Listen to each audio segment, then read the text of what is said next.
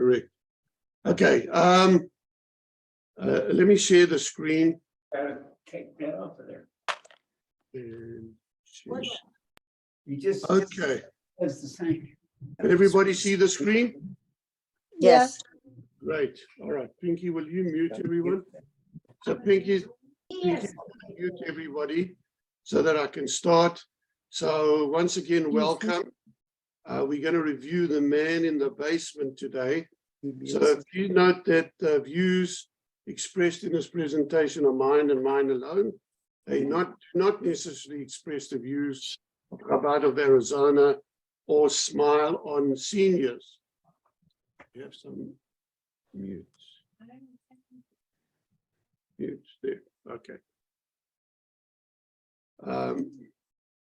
The next meeting is going to be Tuesday, April the 18th at 4 o'clock. Same time, same station.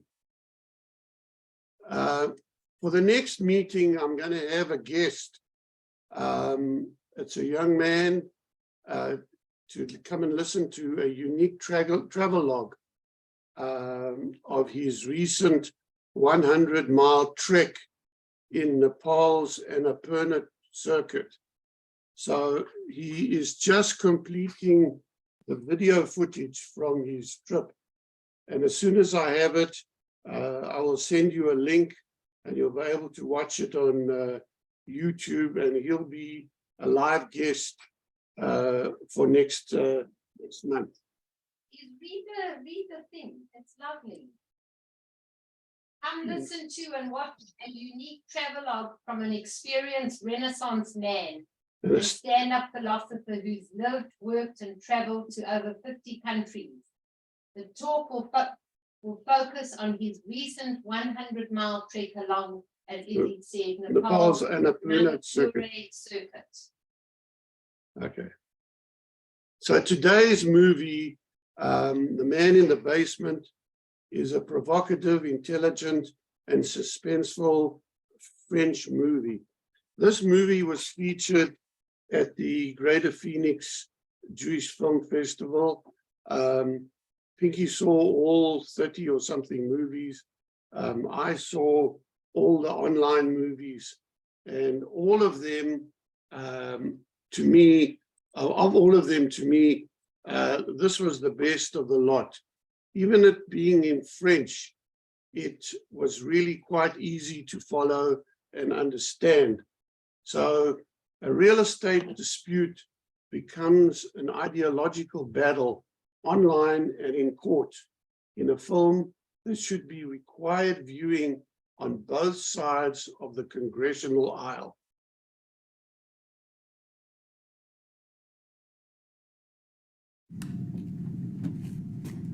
Pourquoi vous la vendez? C'est toujours utile une cave. On avait dit 9 000, hein. Je vous règle tout en une fois.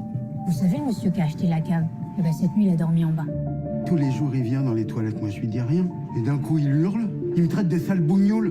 Maître, j'annule la vente de cette cave. Vous allez nous rendre les clés. Ah, non. La cave, elle est à moi. Vous avez encaissé le chèque. Je rentre chez moi, puis vous n'y pouvez rien. Ce type est un négationniste qui nie les camps de la mort nazie. Tu m'as jamais dit qu'on habitait l'appartement de ton oncle déporté. Tu dis rien, tu demandes de l'aide à personne. On est frères, putain! Je sais, j'aurais dû t'en parler. Ce Fonzik, c'est un pervers. Il va établir son emprise. Moi, je me contente pas de rabâcher la vérité officielle. Moi, je suis un chercheur. Chercheur mon cul, ouais. Tu nous promets que tu ne lui parleras plus. Mais moi, c'est fini, je mets plus les pieds dans la cave. La seule chose qui compte, Justine, c'est que tu apprennes à penser par toi-même. Tu fais juste que poser des questions. Des questions qui dérangent la vérité officielle. Vous avez peur de quoi? De la vérité. Sentir votre peur. C'est ce qu'il attend.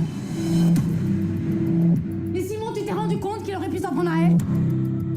Il semblerait que vous n'êtes pas propriétaire de votre appartement. Parce que moi, il me dérange pas, Steve. Je vois pas pourquoi on s'acharne contre lui. Oh! Tu comprends pas qu'il faut en finir, là? Si tu voulais vraiment prendre les choses en main, tu lui casserais la gueule à cette pourriture. Tu t'es retenu, j'espère. Il est seul, il a que sa haine.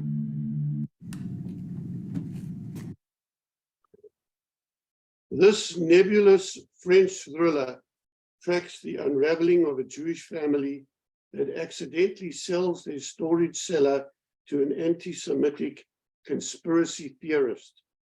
The nightmare begins with what seems like a reasonable, if perhaps too casual, real estate transaction. Simon Sandberg lives with his wife and teen daughter in an old school Paris apartment building, the kind where you go through an arched entrance and enter a shared courtyard.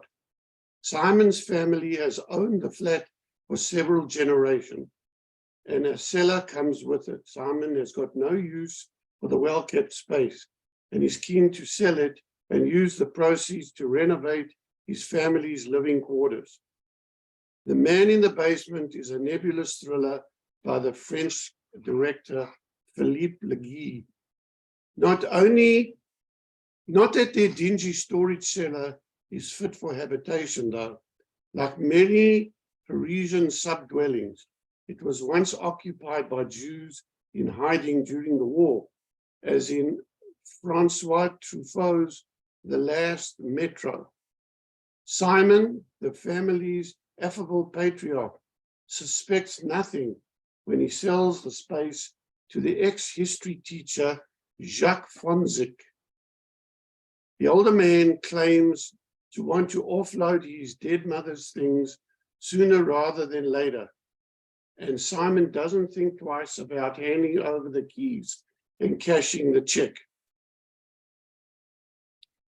The buyer, an excited and thorny old coot named Jacques Fonzik, who, in according to contract, is supposed to use the space only for storage, takes advantage of Simon's postponement of the lease, a big mistake, and moves in and sleeps there, breaking the building's rules and causing immediate problems with all the other neighbors.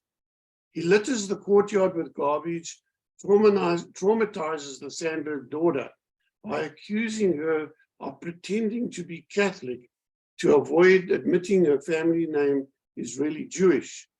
He uses the restroom at the cafe across the street and never says thank you, instead calling the bartender a dirty Arab.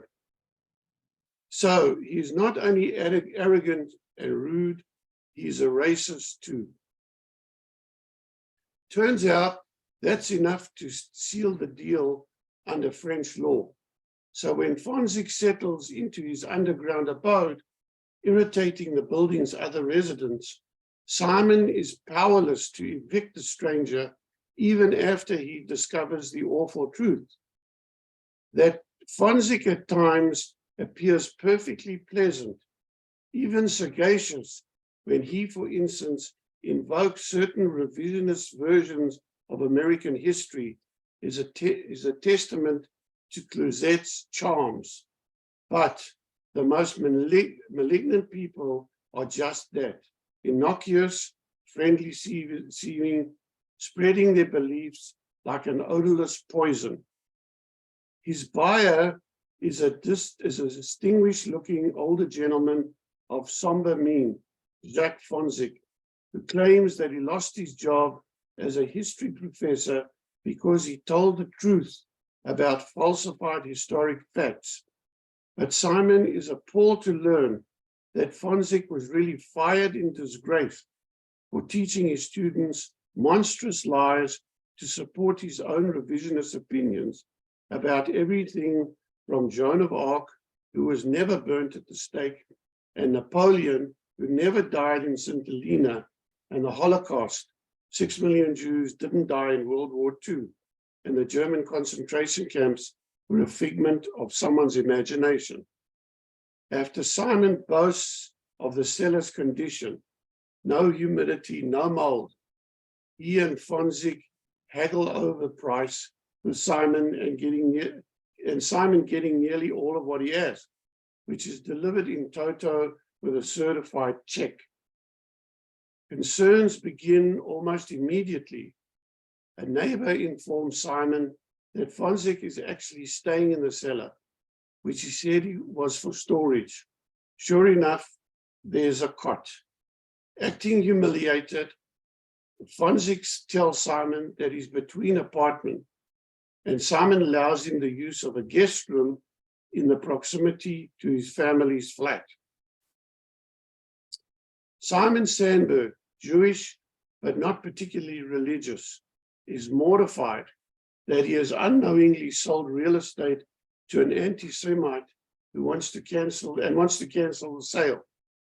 Von Zek refuses to return the keys, and he is supported on the internet by organized neo-fascists spouting conspiracy theories, as well as other online conservatives who martyr him for losing his job because of freedom of speech. Lawyers are hired, infighting turns other residents of the co-op against each other, mouthing the old adage that there are two sides to every story. Family members fight amongst themselves, and the daughter shocks them all by siding with the heinous heel who acts as a wedge between her family's sometimes unfair legal pursuits and their rightful need for justice. What the law teaches Simon is that in a free society, you can't prosecute anyone for right-wing thinking just because you don't agree with them. The reverse is also veracious, but politicians are so corrupt today that they don't give decency, integrity, and fair play an equal shake. This is a film that should be required viewing on both sides of the congressional aisle. Simon grows desperate as his legal actions repeatedly fail, allowing Von Zek's ongoing presence to corrupt his loved ones. His wife, Helene, spirals, and his teenage daughter, Justine, already a Krav Maga practicing nonconformist who is in love with her cousin, finds herself drawn to convincingly level-headed Von Zek's free-thinking philosophy. In the meantime, at home, Simon's family has its own banal problems. Daughter Justine is eager to get her braces off. There is mold on the bathroom ceiling that the super is not too thrilled about dealing with. Things are pretty quiet for Simon's medical technician wife, Helene, but that will change soon enough. Soon, Von Zek questions Justine about her religion, and when she encounters him in the courtyard, a bartender in a nearby bistro tells Simon that Von Zek is always using the bathroom and never buys anything, and calls him a dirty Arab when confronted. A look into Von Zek's internet footprint reveals vicious anti-Semitic online conspiracy monger behind the reasonable facade. And it turns out the check he paid for the seller is from a Spanish bank with ties to far-right organizations. Confronted about his writings, Von Zek insists on the right to question the prevalent narrative. Eventually, he works some of his twisted thinking into Justine's brain. Excuse me. Despite Cluzet's disarming performance and the film's provocative conceit, Legui's ideas about modern-day Jewish identity, ideologies of victimhood, and the emboldening of right-wing extremists, the sundry loopholes offered to them by our systems of justice swirl chaotically around the plot-heavy film Undeveloped. Somewhere in The Man in the Basement, there is a smart psychodrama sharpened by political urgency, but what we get is a middling think piece that too quickly loses momentum and peters out by the end. As Simon's efforts to reverse his mistake hit multiple legal brick walls, some viewers may remember the not fully baked 1990 Tenant from Hell thriller Pacific Heights. In that movie, the tenant was played by Michael Keaton, who was cast as the likable type. That's the case here, sort of. It's not entirely accurate in terms of screen iconography to say that casting Cluzet in this role is akin to casting Tom Hanks as the Holocaust denier David Irving, but that's close. In any event, Clouzet is superb in his role, even when the climax calls on him to show his hand in a way that arguably too obvious by half. The riveting screenplay by director Philip Legee examines the diverse issues that plague and divide the world we live in now, and his smart, balanced direction will give you valid reasons to question your own political dynamics. Character revelations enhance the ideological issues boiling beneath the surface of a film so relevant to the alarming and unsettling times we wake up to daily. The level of professional acting makes for an entrancing ensemble. Jeremy Renier and Bernice Bijou publicly negative. Sorry, let me start that again. Jeremy Renier and Bernice Bijou are perfect as the couple whose placid lives are invaded and challenged by the impact of radical thinking. My only reservation is the unresolved ending. Exhausted by the endless court battles, negative publicity, and legal snafus and personal defeats, the basement is empty and deserted, and the rightful owner still in question. It is a kind of conclusion that plunges you into limbo. But as it unfolds, the man in the basement is a provocative, intelligent, and suspenseful as anything you're likely to see this year. Simon is ambivalent about his Jewish heritage, while his brother David is the more militant type. At the gym, where Justine takes courses in Krav Maga, David introduces Simon to a couple of rough guys who'd be happy to scare Fonzik by beating him senseless. Anti-Semitism in France is a particularly fraught issue. It has been since the day before the Dreyfus case, and that was in 1890. And its new iterations in the QAnon era are nerve-wracking, to say the least. The man in the basement doesn't endorse a single answer, but it ends on a deliberately tentative note, leaving the viewer thoroughly unsettled, and I guess is ultimately more of a problem picture than a thriller. Okay. So that ends. You can now unmute if you want. And we can do a discussion. How many of you actually saw the movie?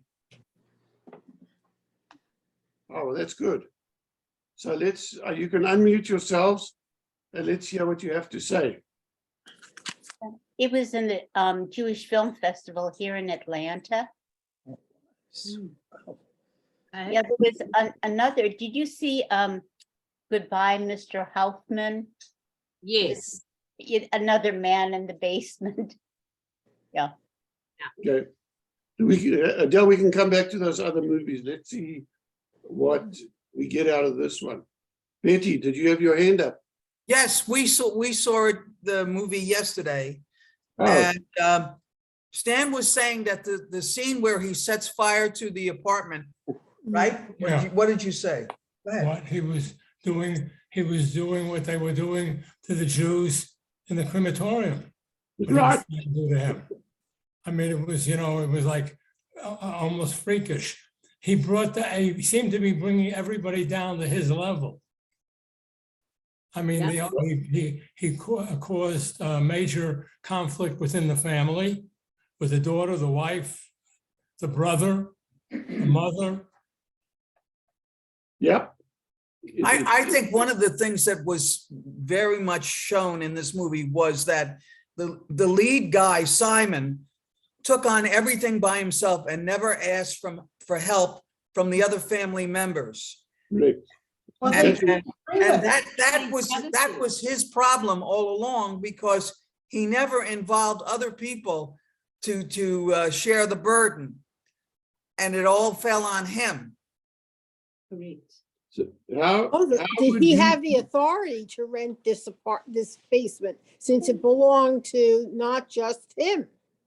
Right, he never got the deed from his mother to show everybody, and he could have brought in other people to help him, but he never did. And the other thing that bothered me was he told his daughter not to associate with the guy in the basement, but he never told her why. If he had simply showed her the emails that he received, that the guy was sending, it would have been a totally different picture. Right. Now, I have a question. My question is, who put the Jewish star and Judah on the door? You put the Jewish. Yeah. Yeah, what do you think? Who do you think did it? Well, I mean, I don't know. It could have was been the one of neighbors. It It was could the have been the neighbor. neighbor. Oh, yeah, it was the nasty neighbor. The other, not him. Yeah, yeah. It was It another not- neighbor. It was a neighbor. It wasn't Fonzik. I don't think it was Fonzik. It wasn't Fonzik, it was the other neighbor. That did So that. in other words, he instituted what, he fomented the anti-Semitism that they all felt. Right, exactly. That was representative of the anti-Semitism in France. That, Who's that? who would they? Ethel. Ethel, And we She's can't not see- on the couch, Oh. she's somewhere. Okay. Yeah, you're not showing on your picture.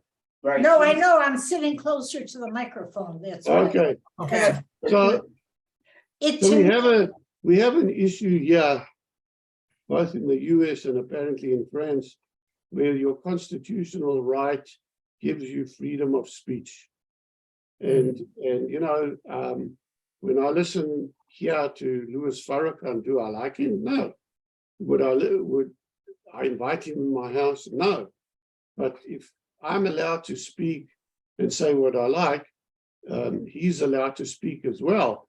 Unfortunately, the Constitution doesn't say that freedom of speech should be accompanied by civil behavior. Something. well, to me, what happened was you had a perfectly happy family. This guy comes in and Simon turns to be almost like a Nazi himself. I hate to say that, but he wouldn't allow him to. well, I think part of the problem is he didn't want to admit the fact that he started the whole problem by simply not investigating this guy But who outright lied about the fact that his mother died many years ago and the fact that he was thrown out of the high school where he was teaching. That's an outright lie. Well, he lied about the time he was thrown out, but it was many years before, but he Right. lied about the time, the same with his mother. Right. But So, one of the messages that I got out of it is Simon wanted to sell the basement because he wanted the money to renovate his apartment. And here arrived the first guy, and they agreed and paid cash up front. And I remember 50 years ago, my father, when we were in business, would always say to me, if a deal is too good to be true, it's not true. Yeah. So Right. a good deal for both parties is when it hurts both sides. You know, so would you, if he came in, he looked at the basement, he wanted 9,000. I think he gave him, he wanted 10, he gave him 9, and he said, here's a check, can I move in straight away? You know, if he would have offered him 5,000 and then they would have negotiated and settled in the middle, it's a hard deal for both of them. It more than likely he would have hesitated a little bit. You know, you come someone, you want to put a new roof on your house, and you know that a roof costs $40,000, and someone arrives and says, I'll do it for 10,000, you better be careful. A deal that's too good to be true is not a deal. It's So not a deal. he should have done some reference check Yeah. before he took the check, but he didn't. He was greedy. Well, it isn't only that. I mean, Carol, people run into the situation where they meet somebody and they like them and they think that they're nice and they're and they don't really investigate because the person comes across. Sometimes you luck out, the person is who they say they are, but Right. there are times when they're not. Well, the wife brought up the fact that he had helped another person previous to this incident, and that person stalked him afterwards and wouldn't let him go and everything like that. So he didn't learn from his past mistakes either. No. no, sometimes it takes a lot to learn from your mistakes. Carol, concentrate on the road. You're muted. Leave her. Don't worry. Concentrate. Don't worry. Carol is driving somewhere. Was Simon's wife Jewish? Yes. What is that? Was Simon's wife I Jewish? don't think Yeah, I so. think so. The family was The Jewish. family was Jewish? Yeah. No, you don't think so? I don't think the wife was. No, the wife was not. The wife was No. Catholic. The wife was Oh, he Catholic, was not, and the teenage daughter was baptized Catholic, Right. Yeah. but they're not practicing Catholics, whatever that Although means. she goes to Not church. practicing Jews either. Right, exactly. Equal opportunity. Right. Equal opportunity. I like The that. wife wanted to, she had spread out on her bed all the literature about what this gentleman stood for. Simon got very upset. He didn't want her to read this stuff. He didn't want her to even think about it. And that kind of, that's not right.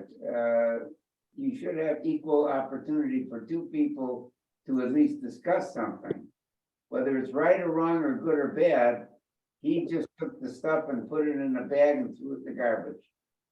Well, there never was any discussion. No, there was no discussion, Right. and that's wrong. Well, that's the whole point. The whole point, everyone's entitled to their own opinion. She's entitled. That was the premise is you should look at all sides, not necessarily do you agree, but you could at least look at their sides. That's why to me, he became almost like a Nazi. He had an opinion and didn't even think about it. Well, the thing that It was- it wasn't really It's a very his. thought-provoking movie. Okay. The property wasn't really his. It was family. Yeah, he could And have he should gotten have had that the right family there. involved in this from the get-go. So he was an equal partner with his brother, but his mother owned the whole thing. Right. So And he the should other have thing had- is, when he bought the basement was supposed to be used for storage. Right. And that's what the lawyers were going to go and hang their hat on, Correct. because he was abusing the terms of the contract by living there. Exactly. And if Simon had just been, Patient. patient, held back, Kept his cool. the facts would have spoken for themselves. Yeah. Mhm. But he couldn't control himself. Right, he lost it. And he could have gotten the health department out there too, because the guy was using They were the going to apartment. do that. They were going to do that, but Simon got nuts. Yeah. Happened. He built up a He did. so that he screwed it up for himself and Mhm. the building. And you're right about the ending. The ending leaves you hanging. Well, because it's a French movie. The Well, they Americans like happy movies. Everything comes together with a bow. Ending, right. Hey, listen, maybe they ran out of money and that's where they had to stop. That could be true too. So Adele, I have a question for you. Yes, You were once an Airbnb owner. yes. did you ever have any incident of people who rented your Airbnb being a racist or anti-Semitic or something like that? And No, not racist or anti-Semitic. I did have somebody rent the bottom apartment and stop paying rent, and I couldn't get them out. It was horrible. Really? so, yeah, so even here, this is not even in France. If you have a room to rent or Airbnb, and you get someone in that just doesn't want to pay or just ruins the place, really, there's nothing you can do. Very difficult to evict someone. It was Eviction very notices difficult to forever. get them out. It takes Yeah, months and a lot of we used to rent we had the business was in the bottom part of the house and we Yeah, rented yeah. upstairs. Yeah, And this she had a cat, right? Yes. And the cat scratched up everything. And then there was a cork wall, for a tack board. And when she finally moved out, aside from leaving, she turned the refrigerator off and left stuff in the freezer. You know what the smell was like when I finally got up there? That was one. And the cork board had been demolished by the cat. Well, that's why they have a thing called security deposit. No, Yeah. the security deposit didn't work. They Yeah, said that they just denied they did it. yeah. And then they said that if I pressed them, kept back the security deposit, they would write a bad review. yeah. Oh, You were caught. Yeah, not fair. I must say it was not, I was in business 22 years. It happened occasionally. It wasn't a regular thing, but you do remember it when it happened. oh, sure. Yeah. Unfortunately. So did anyone see any other movies from the festival? And what did you think of the festival?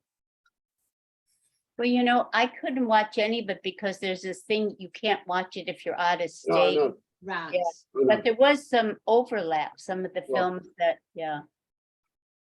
Well, my impression was not very good of the quality of the movies.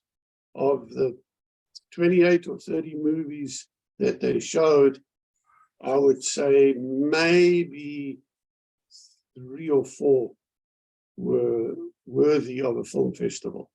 The rest were just, there were even a couple of movies we watched here at home that we just shut off after an hour. Yeah.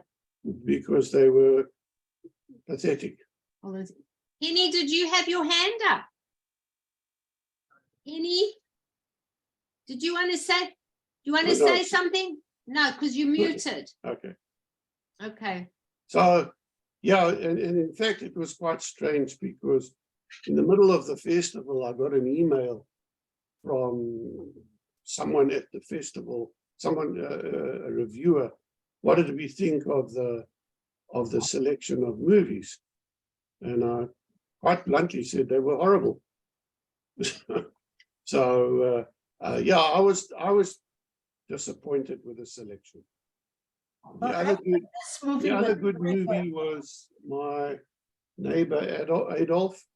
That was a good one. And I can't even remember if it was Mr. Hoffman was very good. Huh? Mr. Hoffman was very good. Oh, that was very good. But was Maybe that you need to be on the committee. No, no.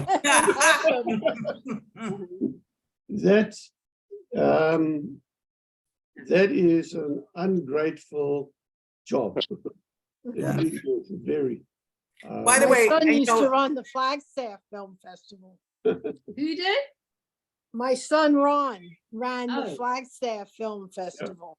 Oh, lovely. And he said, well, after a while, he couldn't take it any longer either.